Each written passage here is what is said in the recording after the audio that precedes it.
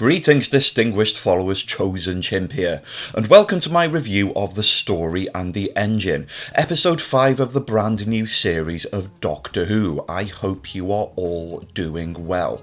Just to let you know, this review will contain spoilers, so if you want to watch it and you haven't watched it, then don't watch this, but then watch it and then come back and watch this, so we can all talk about it together over a pasty or 5. So, the Doctor still needs to get Belinda home, and this means continuing his quest to triangulate the TARDIS's position to that mysterious date of May 25th, 2025, using the Vindicator. He suddenly has a brainwave. He remembers that Lagos, Nigeria has the largest communications market in the entirety of Africa, and that means it will give the Vindicator a well-needed boost. But this part of Lagos also has a personal connection with the Doctor, or more specifically, a barber shop and its owner, Omo, who the Doctor met some time ago in Omo's past. But on visiting this location with Belinda, the Doctor realises that strange forces are afoot. There is a sinister aura around this barber shop, and once he steps inside, the outside looks very different. What indeed the dickens is going on? Well now, that is the big question. First and foremost, true confessions of a fake fan right here. Okay, I watched this episode on Saturday morning with my sleepy head first time around, and I have to be honest, I found the story virtually impenetrable. Through no fault of the story itself, my brain was geared for a kind of simpler narrative to digest structure which we have had in stories like The Well and Lucky Day, as great and complex as I think they are in their own way. It wasn't until I watched this a second time around to make all of my notes and do all of my screenshots for this review that I was able to piece this narrative together from start to finish, and it was at that point that I realised that what we have here in the case of The Story and the Engine is in fact a diabolically clever little story. I don't want to belittle it by saying it's little. Essentially what we have here is, by all technical rights, a kind of filler for the larger plot line that is running across this series, but in many ways it is a cosmos unto its own. There was so much more to unpack and so much more food for thought than I was originally expecting when I tuned into this episode. And like I said, it wasn't until I watched it the second time around that I was able to piece this story together. And the name of the game, the theme of The Story and the Engine is, well, the clue's in the title. It's all about stories. It is written by Inua Ellams, a Nigerian writer, playwright and poet, and a brand new addition to the Doctor Who family. Welcome aboard. And once you get around your head the fact that this is themed around stories and the power in stories, the narrative is a lot more rewarding from there on in, and I am going to attempt to explain my observations of this very deep and very complex episode as best as my tiny chimp-like brain is able to do so. So the Doctor goes in to see an old friend, and what he doesn't realise is that this barbershop has kind of gone into a form of administration. The owner, Omo, who the Doctor knew when Omo was a child, which is a story that Omo tells at the beginning. Basically, there was a fire in his village in Nigeria, and he went to the lake to get a cup of water in his naive, childlike innocence, and that is where the Doctor appeared in his TARDIS and put out the fire with a big old hose. And when the Doctor returns, he is disappointed to see that Omo has essentially kind of sold out. His barbershop is now under the ownership of a mysterious character known only initially as the Barber. And he is doing all the haircuts now with a strangely magical looking set of hair clippers. The idea in this barbershop is when you sit down to have your haircut, you tell a story. And there is a great significance to the telling of the story because this powers an engine. Now, The Doctor is disappointed at first because he realises that Omo only wanted him here so he could leech off of the Doctor's stories, because stories power this thing that they are now in. Guess what? They aren't actually in Nigeria anymore. Well, they are technically. They're in Nigeria, but they're also in a giant mechanical spider. We knew that already. We saw it in the trailers. So the spider's engine is run on stories, okay? Every time that you tell a story, hopefully that red light in the barbershop room will turn green, and then that will stop the spider from basically powering down and possibly exploding or dismantling. Who knows? But the majority of this story is set in this one location, and it is so dialogue driven. It is so driven solely by the conversations that these characters have with each other. Since maybe an episode like Edge of Destruction, I don't think I can recall an episode that would work so well as a play. Something that would work in theatre, I recently found out, only recently, that Midnight was made into a theatrical play somewhere along the lines, and I could see how that would work too. That sounds pretty cool. But this is because the theme of stories is all about word of mouth stories. Okay, it's kind of not as in written word or any other kind of storytelling. It's all about word of mouth. That this episode is really based around dialogue and conversation, and maybe that's why it flew over my head the first time around, because I was just struggling to pay attention to all of that. So, when I broke it down microscopically, I got there the second time around.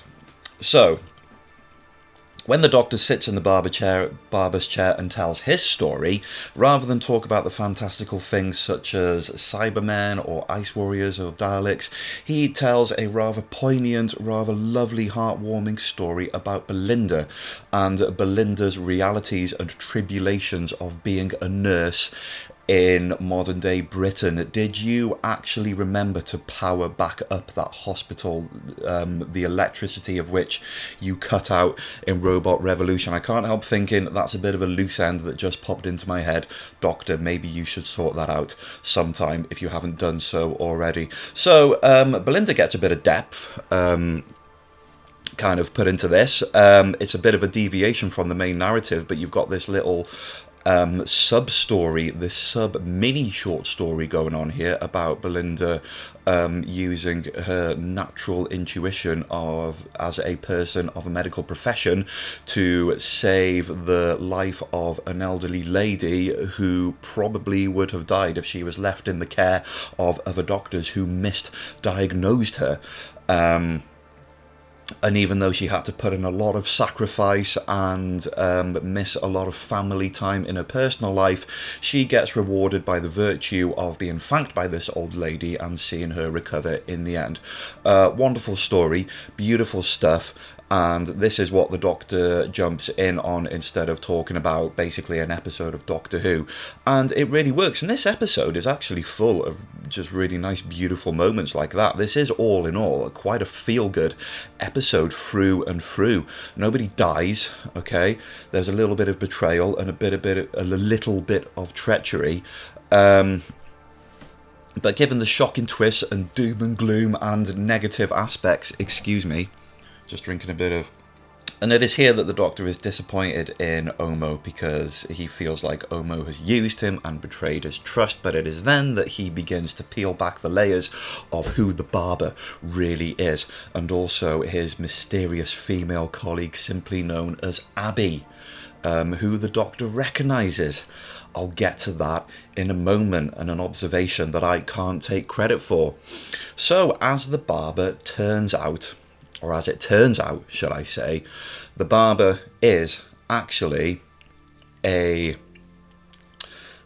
pretends he's a god, basically. In fact, he pretends he's lots of gods throughout human history, different ones, different gods. He rattles through them all. I think he made a bit of a mistake here, to be honest. He was far too extravagant, far too charismatic, far too brimming with personality. By my reckoning, if you want to pretend you are the god of mischief, you have to approach things low-key. Here's a funny thing. When I All right. But yeah, that ruse doesn't work. There's a kind of, by the way, the visuals, the kind of animation and the artwork in this story is absolutely gorgeous. This episode is brimming with a unique sense of identity, a unique style of visuals and music and sound, an atmosphere which is a refreshing change in the universe of Doctor Who, which I will get back to in just a moment. And the artwork and the animations, I just think is gorgeous. It's really nice and bright and colourful. And one of my favourite bits is when the barber is pretending to be these different types of god, and then Belinda and the Doctor basically laugh in his face. There's a kind of comedy scratched record moment when they call his bluff, and he's actually not the gods himself. He is something more important. He's a messenger of the gods, a once mortal who went around telling people the stories of the gods in various locations in Earth, which includes a Catholic Church confession box and even the cinema that we see in Lux. That's a clever little nod. And then you see a drawing of a rocket, and it appears to me that that drawing of the rocket is the same rocket in Robot Revolution, I think, because it's got the little checkered pattern on the nose. Not sure how that works exactly in narrative canon, but it's a cool little nod nonetheless. So he has been spreading the message of these gods and telling the story through word of mouth, and basically ingratiating the myth of these gods into various cultures around the world for untold eons. He is a bit bitter because he's worked really hard on this and the gods have given him no credit for his work whatsoever. His giant spider is powered by stories. He has set it up using a small drop of blood from the gods, and he is turning their power against them by creating a World Wide Web, which is what he used to call it before the World Wide Web became the name for something much more uglier. Great idea. I love that too. There's so much of that in this, and he is using the spider to get to something called the Nexus, or the heart of the Nexus, where he can become a god in his own right and cut off all the stories of the gods and all the memories of the gods, which will essentially destroy the gods because they do not live on in people's hearts, which is a great idea for revenge in his eyes. But the Doctor realizes that millions and millions of people across the world, their livelihoods and belief systems have been formulated by their belief in these gods. So if you cut the gods' memory off of them, then they will be essentially cut off and destroyed themselves. So through a principle of misguided vengeance, the barber is the main antagonist. So again, this is why I struggled to get my head around this the first time around, because there is a lot to unpack and a lot to digest, and there is even more to come. Now, here is something of what I perceive to be a bit of a loose end in the story, because this is a very neatly woven, very complex story, kind of like a spider's web in its own right. It's a story within a story within a story. He's even watching Doctor Who at the beginning. You get one of those moments again, albeit for a different reason this time around. It's a running theme across this era, stories within stories. It's extremely meta. It's cool. I like it. So Abby, okay, I'll keep this brief, all right, because there's a lot to talk about. Abby, the lady, Doctor realizes from his past, and it's basically because of an incident when the Doctor abandoned her during a wedding ceremony of some description when the Doctor was basically promising to take Abby on travels with the Doctor. I think I'm explaining this really well. But the Doctor left her, so she's all bitter about that. And guess which Doctor it is? It's Dr. Ruth. It's the fugitive Doctor making a return. Great to see her again. I think Jo Martin's Doctor is great. I think she was great during the Chibnall era. I mean, like I said, and I've said this before, this new Russell T Davies era is doing more for the Chibnall era than the Chibnall era did for the Chibnall era.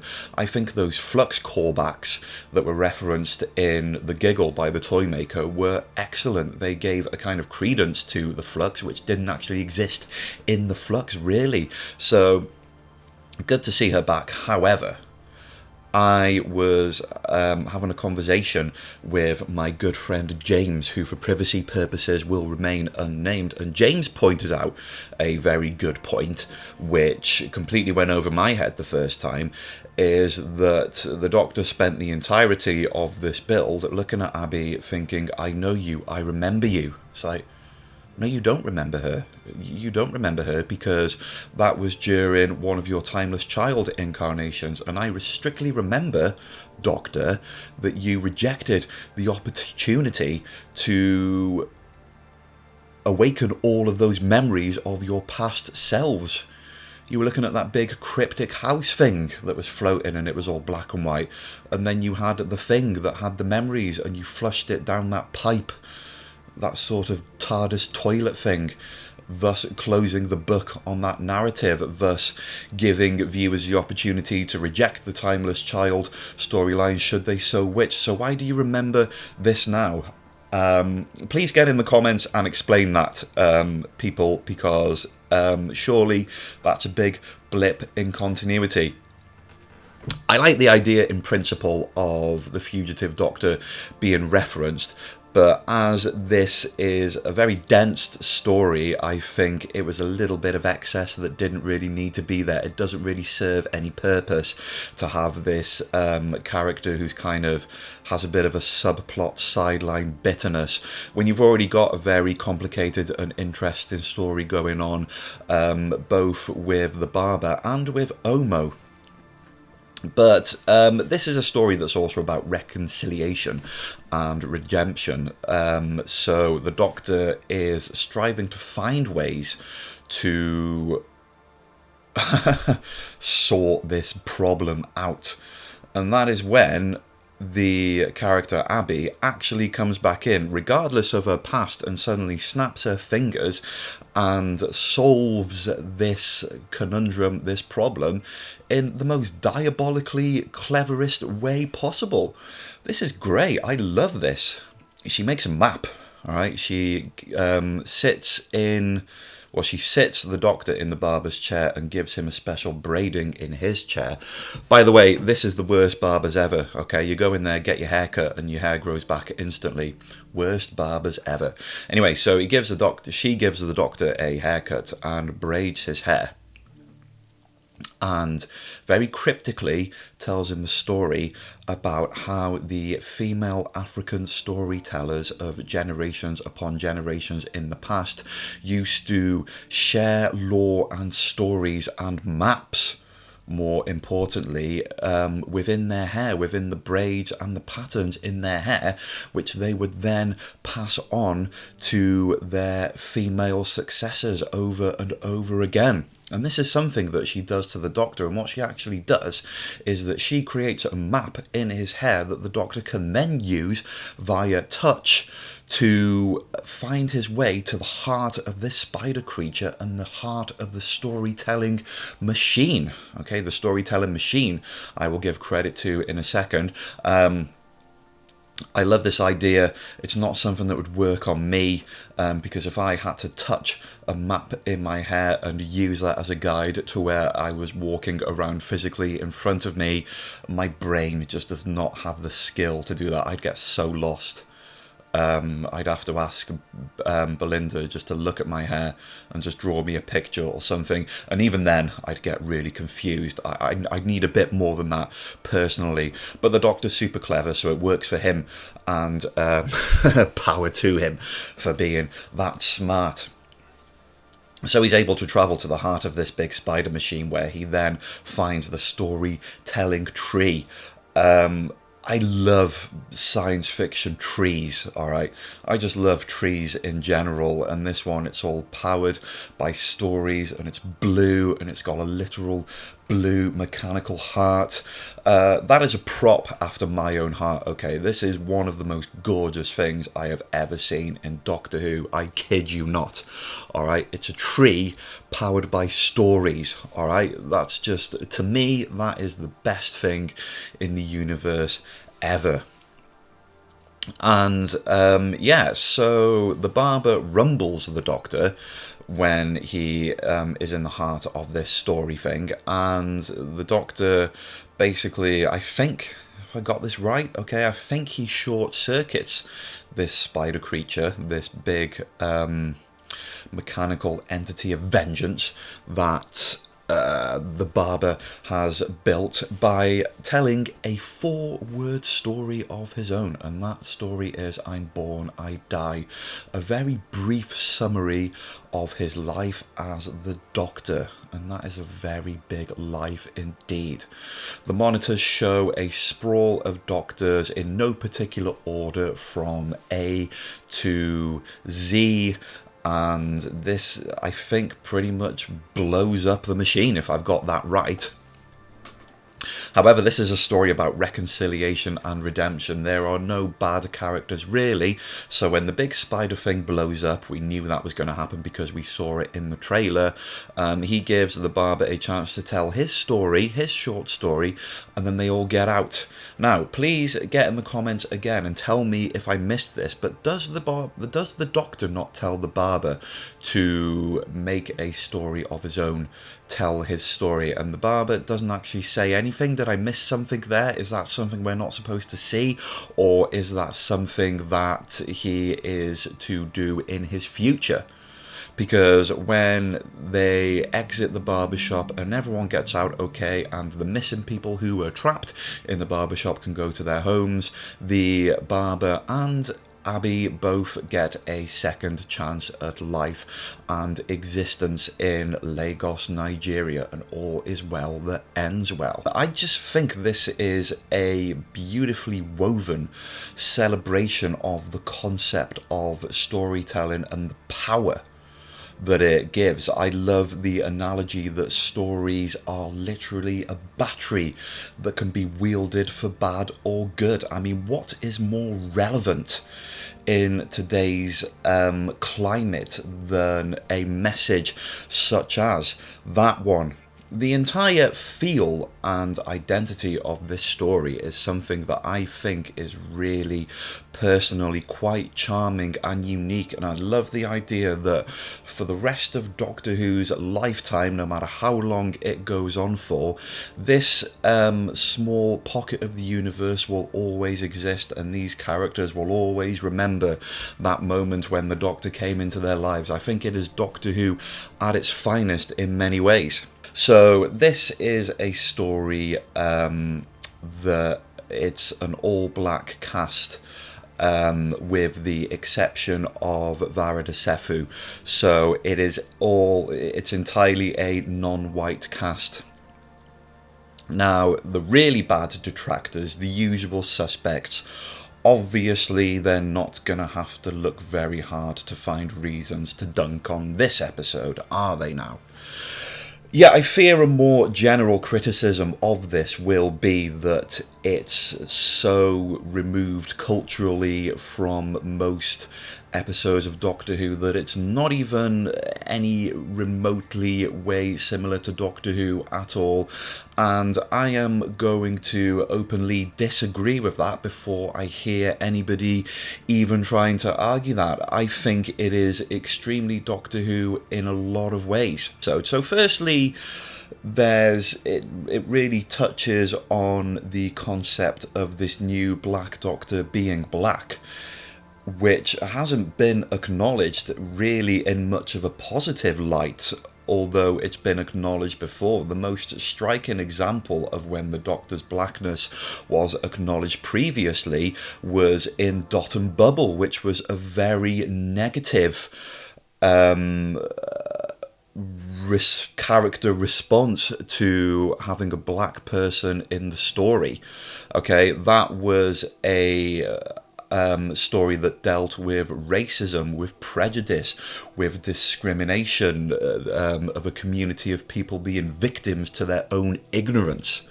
The greatest horror story in the history of Doctor Who lore is the story of what happened to those characters in Dot and Bubble when they tried to survive in the wilderness after the Doctor left them. Betrayal, cannibalism. Oh God, it would have been a bloodbath. I'd kind of like to have seen it, but this time around it's a celebration of Doctor Who's blackness. Like, this is, like I said in my review of Dot and Bubble, this is a opportunity for the Doctor to acknowledge that he's a black Doctor, to embrace the fact that he is a black Doctor, to reject this idea that it's okay for him to be black as long as he's not black about it. And so in this story you have a Doctor who feels at home in this location, in this barber shop in Lagos, Nigeria, because he hasn't exactly fit in other parts of the universe being a black man. And this is demonstrably true in Doctor Who lore so far, because not only does he have the Dot and Bubble experience, but also in Lux when he travelled to Miami, Florida in 1942, when there was a lot of segregation and he wasn't really even allowed to dine in that diner that he went to. So thus creates hang-ups of being a black Doctor, which the Doctor, being the Doctor, has turned into his strength. He is wearing his skin colour with pride, but this is a place where he gets to kind of let his hair down, so to speak, and just be his true self around other people that aren't going to give him funny looks, basically. And I love that fierce, that fearless embracing of who this new Doctor is, to just have that as a strength, an identity, and a celebration.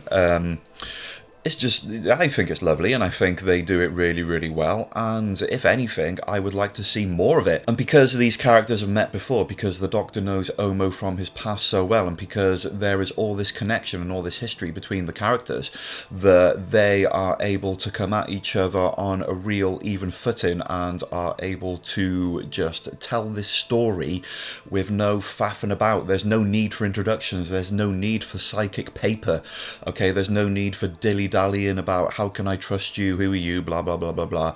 They can just get straight into it, and with some cleverly placed dialogue, the audience can catch up with the history and the relationship very quickly indeed, which is what this episode does extremely well once I watched it the second time. So we are fully entrenched in the guest writer segment of this series of Doctor Who.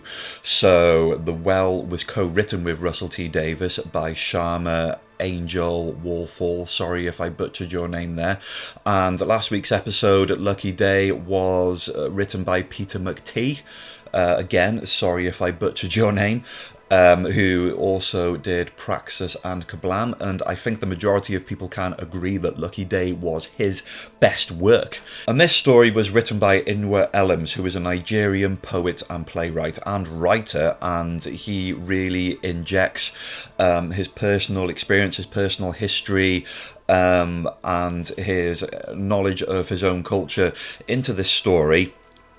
And not only do I think it serves Doctor Who very well in being a very unique addition to the long-running mythology of Doctor Who, but it also serves the ethics of Doctor Who extremely well. At heart, it is a very Doctor Who-esque story, and not the kind of sad, negative bloodbath stories like the ones that we've been getting lately. This is extremely feel-good because it does have a very positive ending. It's all about forgiveness and finding the better part of yourself. It's Doctor having a successful mission in that he does get to save save everyone. He does get a happy ending. He does get to bring out the best in people, and everyone walks away in an extremely good mood at the end of it. That is marvellous. I can't remember the last time that we had a Doctor Who story like that when everyone wins. They exist.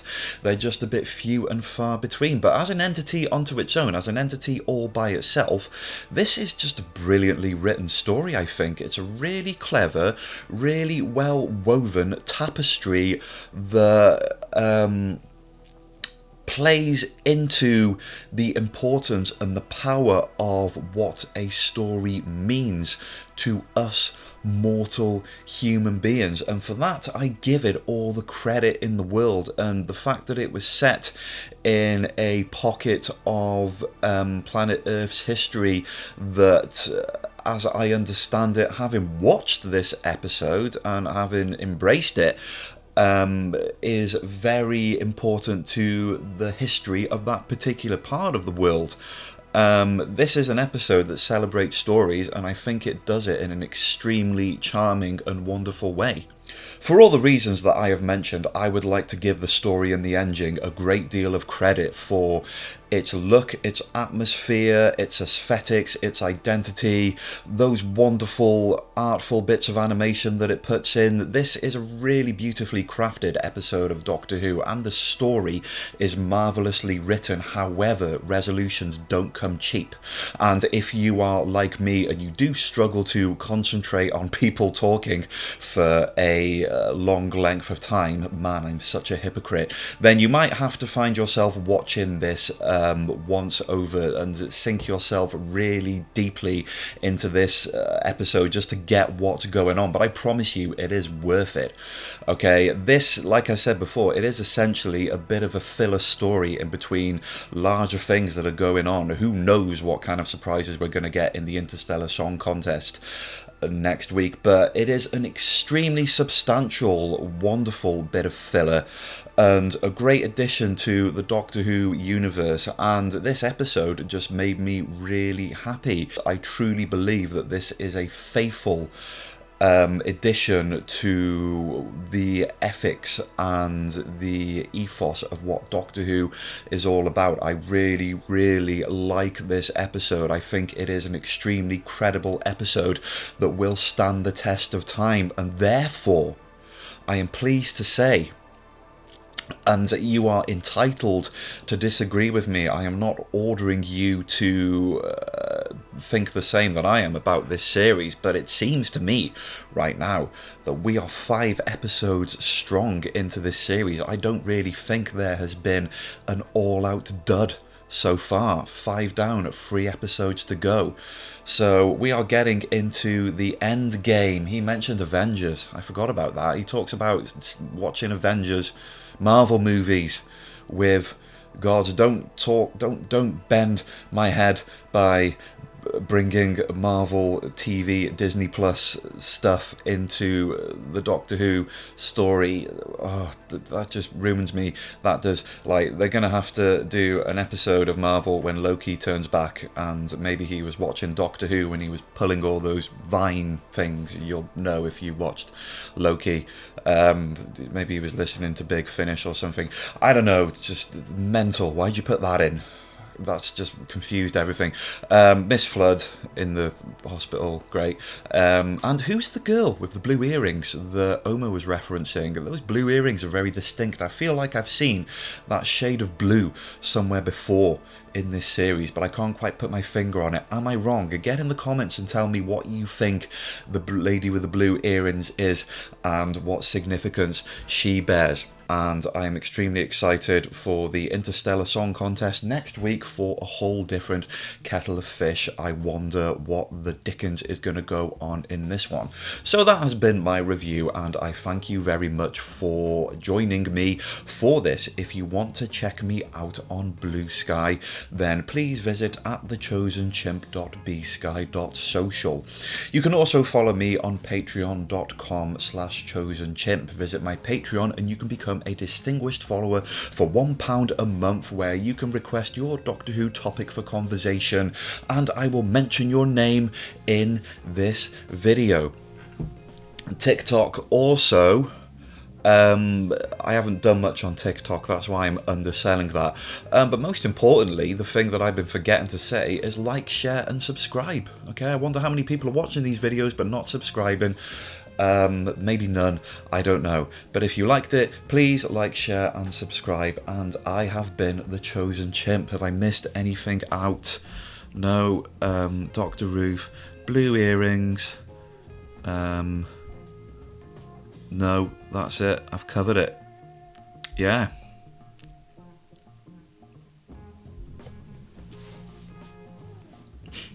For the love of Pete and his world, have a good one.